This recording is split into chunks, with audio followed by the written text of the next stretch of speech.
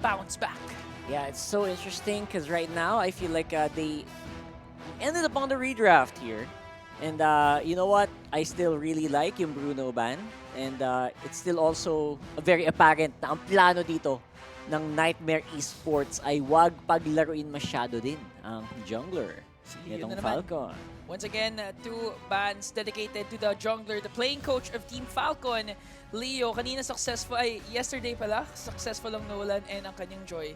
And kanina nakita natin, nag-rock siya ng Martis na naging successful rin. Hey, Martis. Ganda. The true damage really is apparent.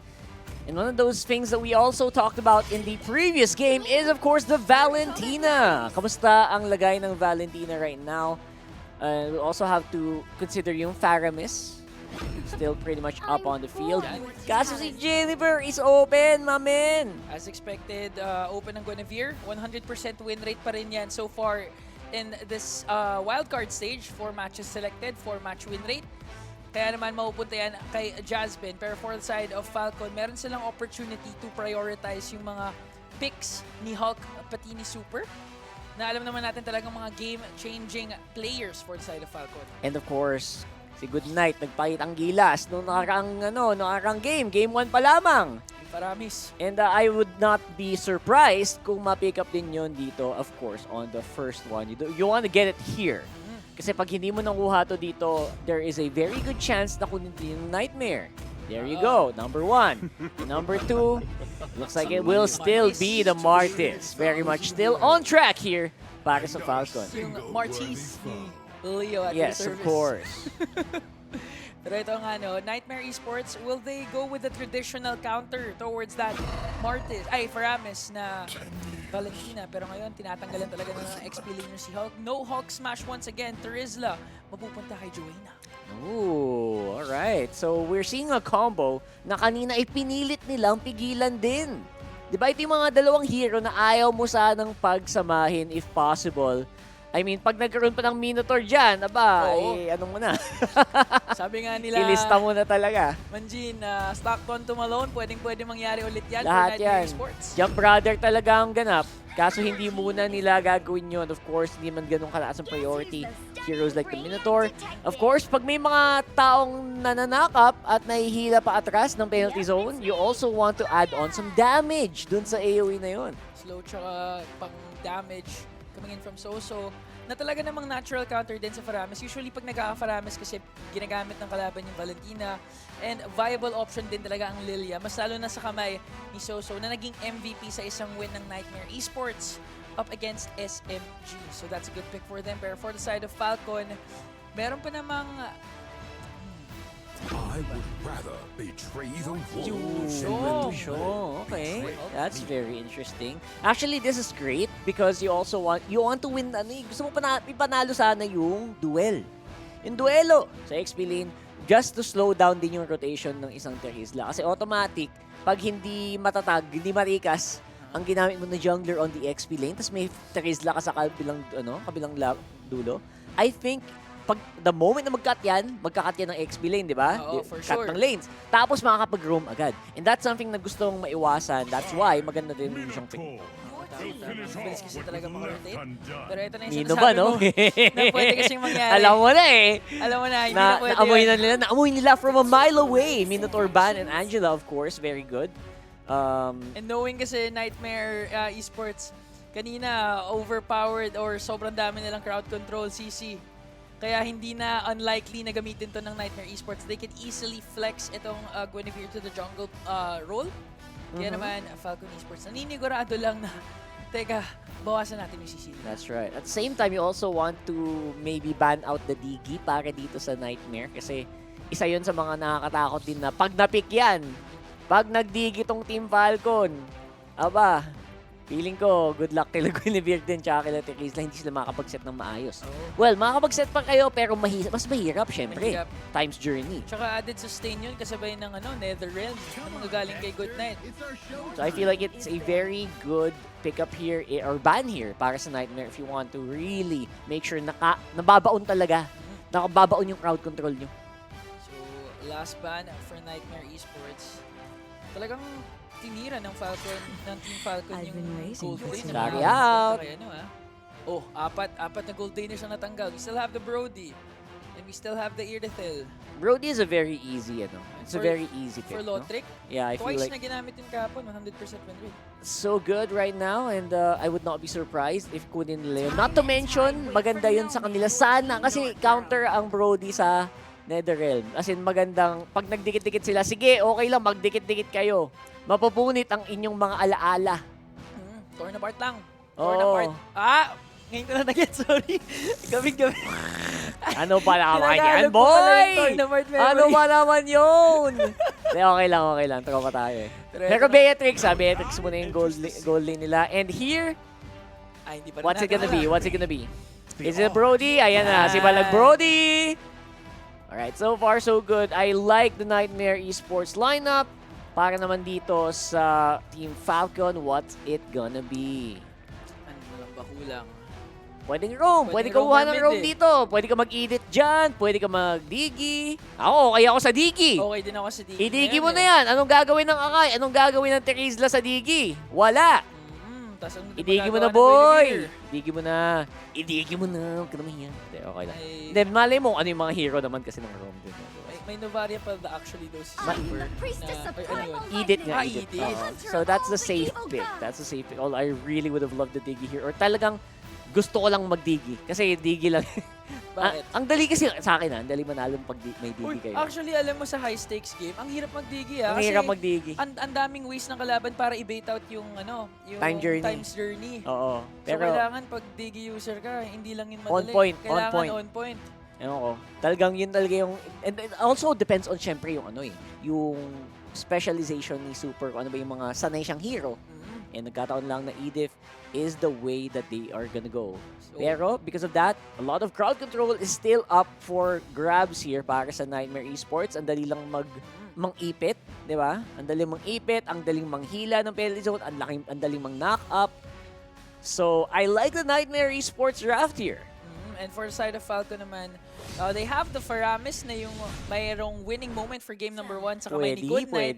At the same time, Leo still rocking with a Mortis na jungler. Pero gusto ko yung adjustments na ginawa ng Nightmare Esports right away. From the draft pa lang.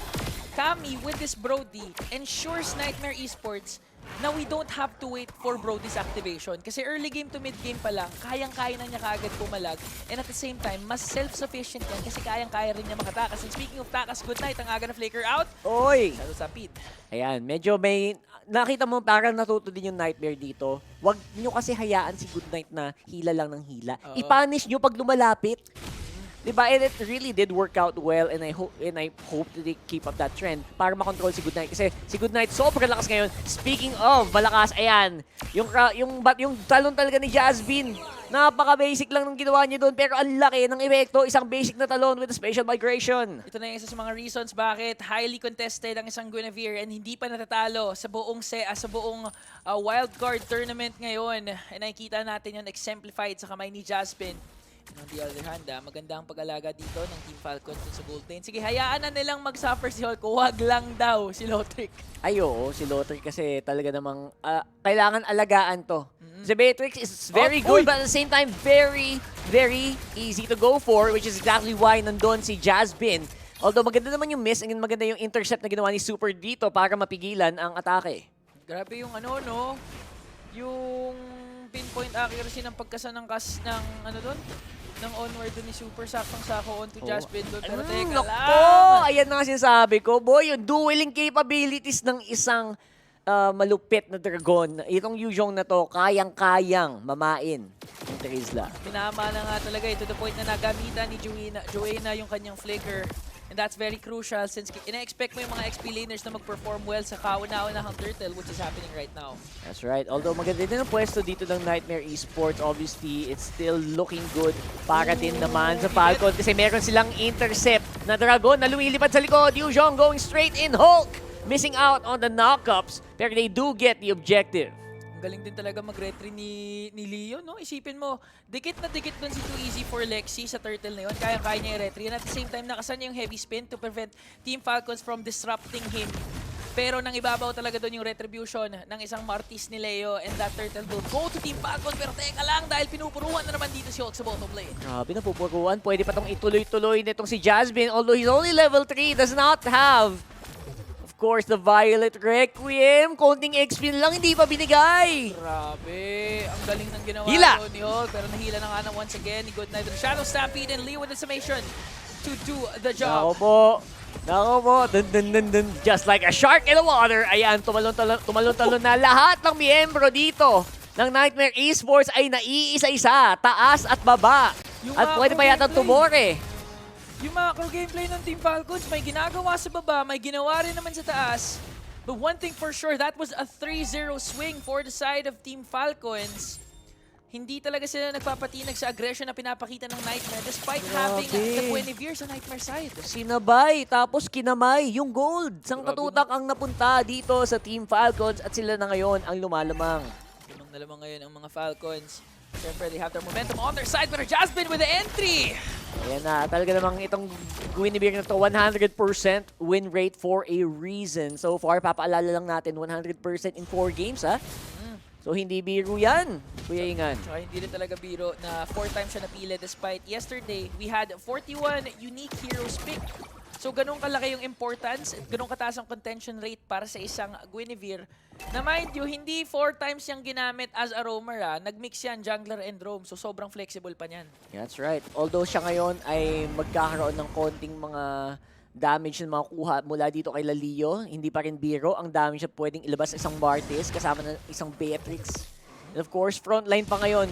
Si Goodnight ang frontline! Kasi manghihila. Nangihila na naman at may na-isolate pa sila, kaibigan! Joy na. Nag-penalty zone na nga doon para mag-delay, pero si Hulk meron din namang Black Dragon form. It's gonna be a retribution battle, but this time too easy for Lexi. Secures the second turtle. May nice zone doon, ha. Galing kila nice attempt on a zone rather. Para kay Hulk, pero then again, you still left the turtle wide open. Si Joanna actually, ginamit niya yung penalty zone niya just to zone, pero ang importante doon, hindi siya lapitas. Nagawa niya yung trabaho niya bilang isang XP laner to zone out, and it worked wonders for them, and actually yung gold league nag-switch na sa side ng Nightmare Esports. That's true. So this is definitely something na kailangang i-keep in mind dito ng Team Falcon. They are definitely still gonna have to fight this out beautifully and perfectly. And you can see na may laban talaga si Joanna with the fade away with the revenge strike. Oh my goodness, talagang it took the whole squad of Falcon almost to take him out. Napababa yung mga kabarkada doon ni Super para lang isalvage yung kanyang buhay. Pero on the other hand, Hulk naman dito. Ang ganda ng response doon ng Nightmare Esports. Sige, puruhan niyo yung XP namin. Doon kami sa middle lane kukuha ng Torre. I think nakuha din yata nila yung taas, which is a lot of resources taken by their gold laner. So this is gonna be something na kailangan mo i-keep in mind. Right now, maganda din ang estado nitong si Kami. Although 0-1 and 1 siya, I think ready to fight pa rin naman sila. Ready na nga talaga sila to fight.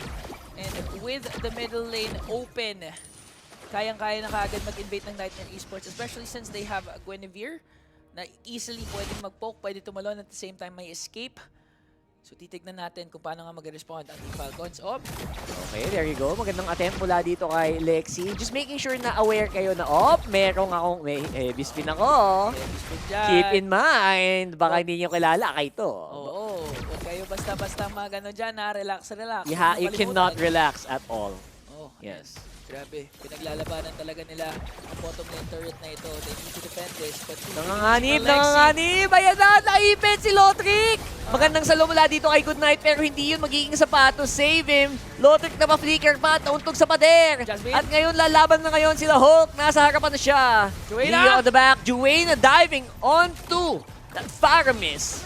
papaikot pa nga ngayon ng mga Team Falcons. Ang ganda ng response ng Nightmare Esports doon in a shutdown. Double kill for Soso. Medyo na late yung response ng Team Falcons doon. Yung Hulk, Black Dragon form was too late. Pero yung heads up play din coming in from Too Easy for Lexi. Sinandwich play niya yon, tapos sakto heavy spin. Isang tawang naipit at ang taong yon was si Lotric.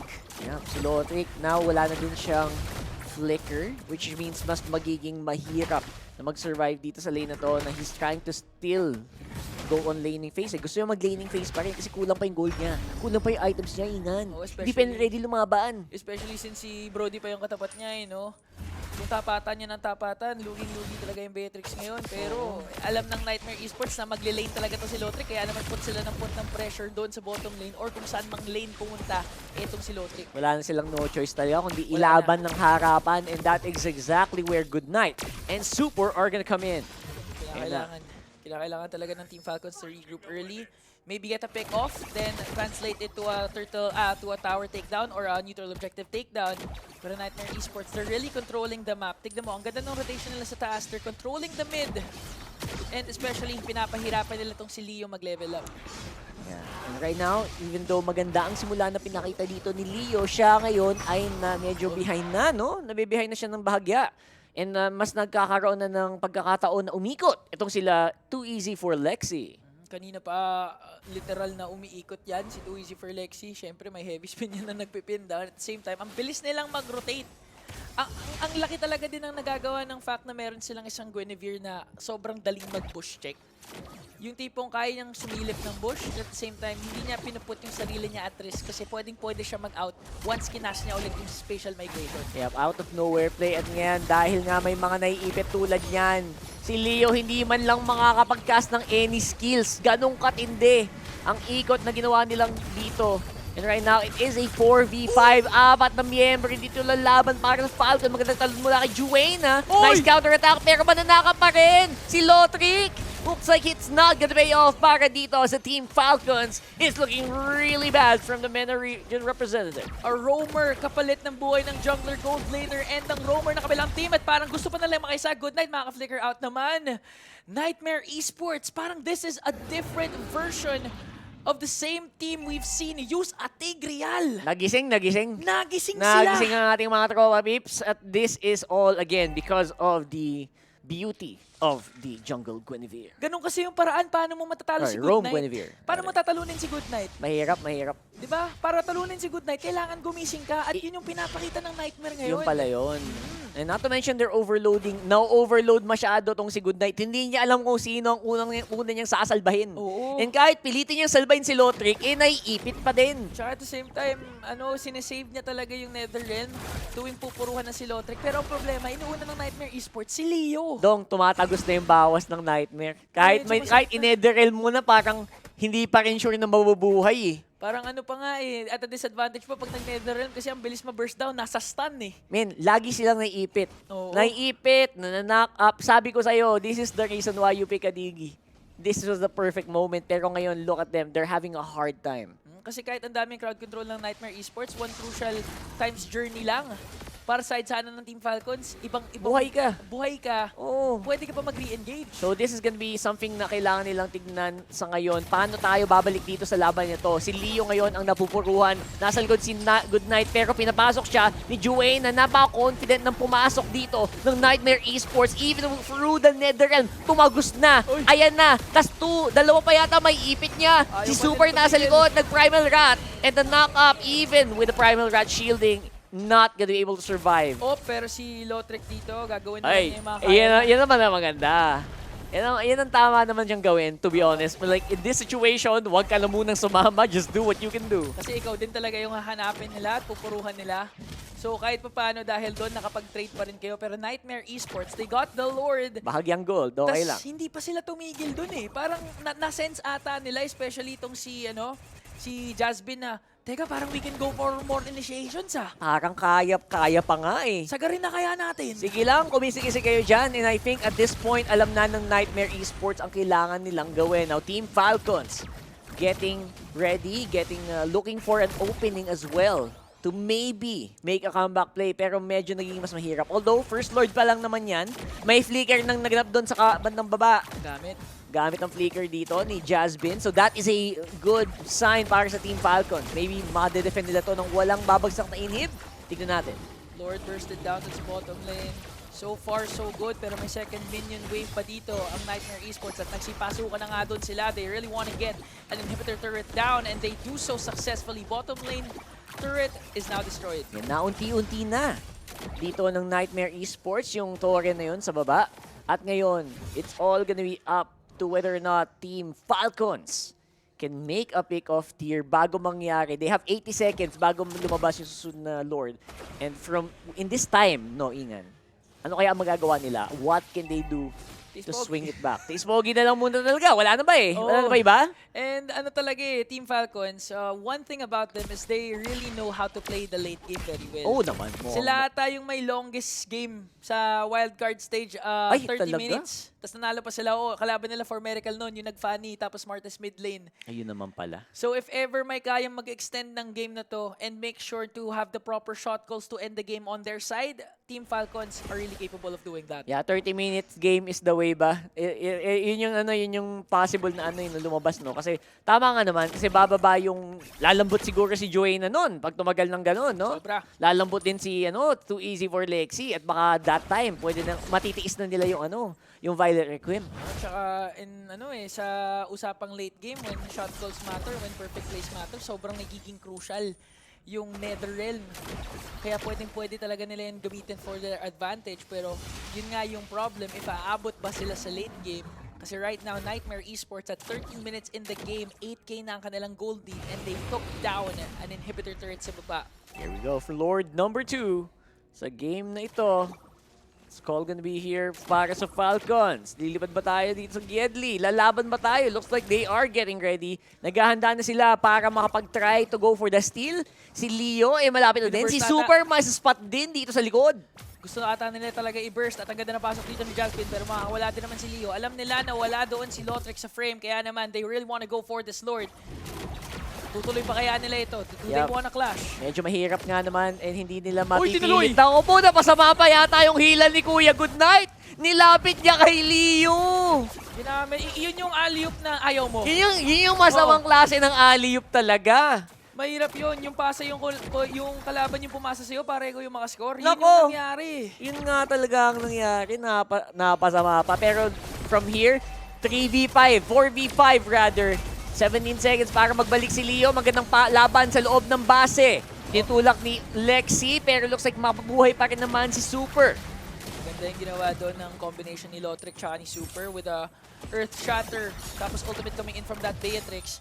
Napilitan tuloy ang Nightmare Esports na mag-back, maghintay ng minion wave. Pero Team Falcons, hindi pa tapos ang kanilang pagdedepensa dahil meron pang Lord na nagma-march on doon sa bottom lane. Yeah, nice attempt from onward dito ni Super, pero syempre may black shoes pa si Soso.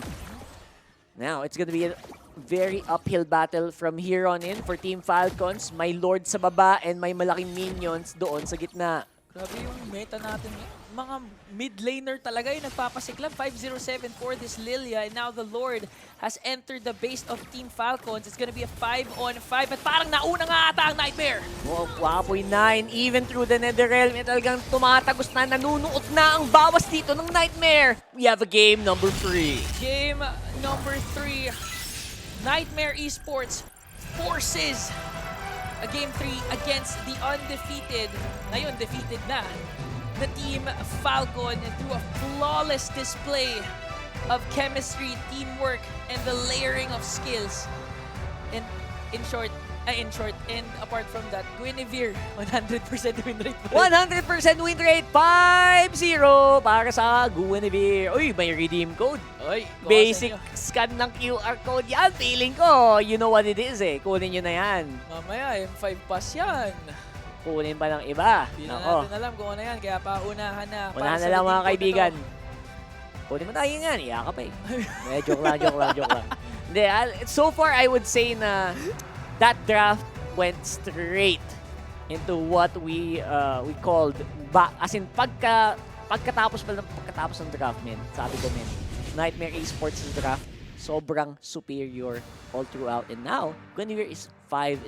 Ang ganda nga talaga ng draft. Down to even the gold laner, the matchup, Brody versus Beatrix. Lamang na lamang yung Brody early game, and with the recent revamp kasi sa Guinevere. Tignan mo, nakikita mo bakit prayo na prayo pick siya ngayon. Balag Brody, as you can see. So right now, it is looking like we have a game number 3. Was that what you guys predicted? Yun ba ang inaasahan nyo dito?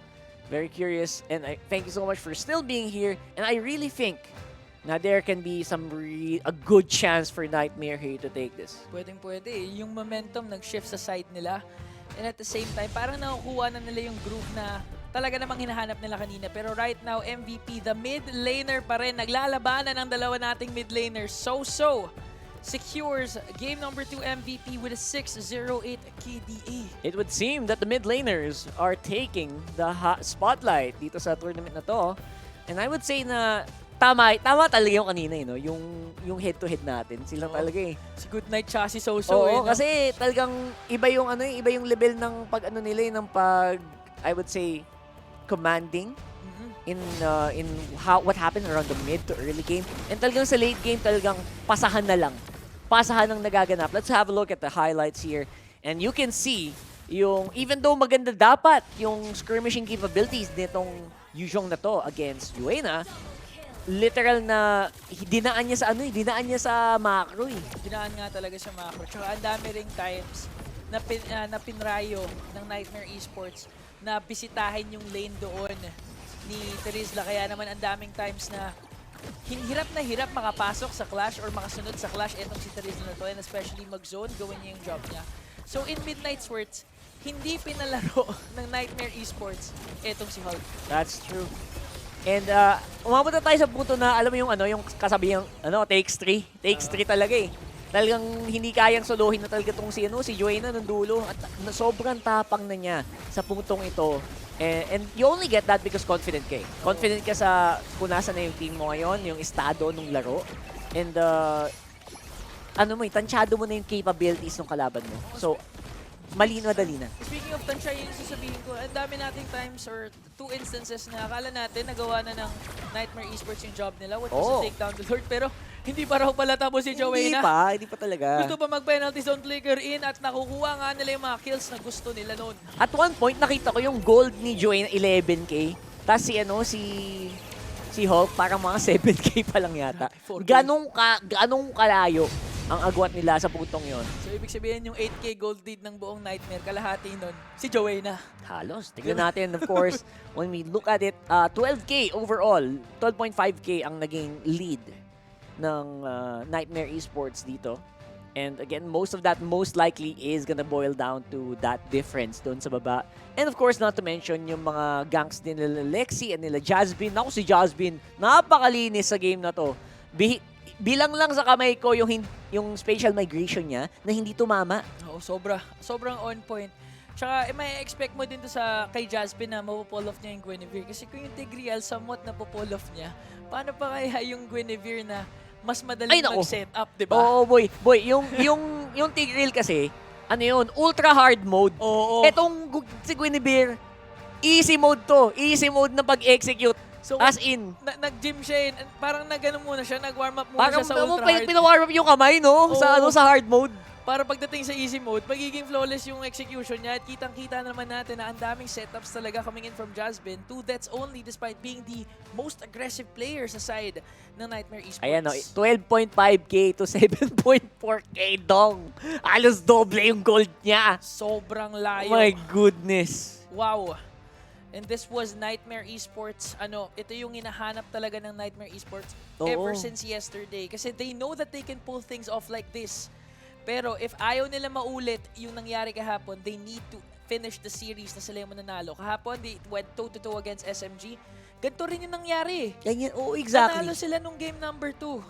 Pero they let it slip out of their hands dahil natalo sila nung game number 3. Sa totoo lang, yan talaga in-expect ng mga viewers natin. A lot of them, even before this tournament happened, di ba? Kasi kilala natin maglaro yan, napanood natin pa ulit-ulit sa mga ibang torneo. Tama. Yan. Nagets ko na bakit may 4K gold lead si Joanna mismo against Hulk.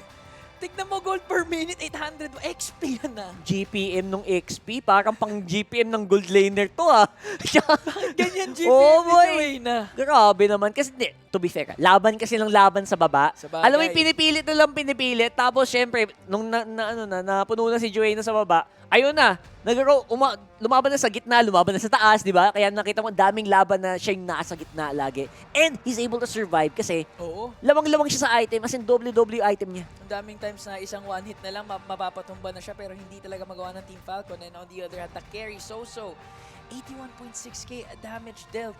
Despite having 0 deaths. Grabe talaga.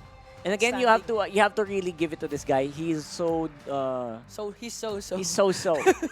Yeah, he's so. And he's talagang grabing damage na pinakita niya sa game na to eh. And 82% team fight participation. Obviously, yung mga ginagawa ni Joey na hindi naman magagawa ng Terizla lang yan eh. Yung Terizla, taga-hila, taga-maso. Pero yung sumasabog talaga, doon talaga nang gagaling din yung bawas. Kumbaga sinisimulan ni Joanna, si So yung tumatapos. Basically. Ganun nangyayari. To the point na kahit may Netherrealm, hindi na talaga nasusustain ng Team Falcon yung damage output na nilalabas ng Team Nightmare. And the moment na pinik nila itong Akai na to, alam ko na hindi makakaabante itong si sila Leo.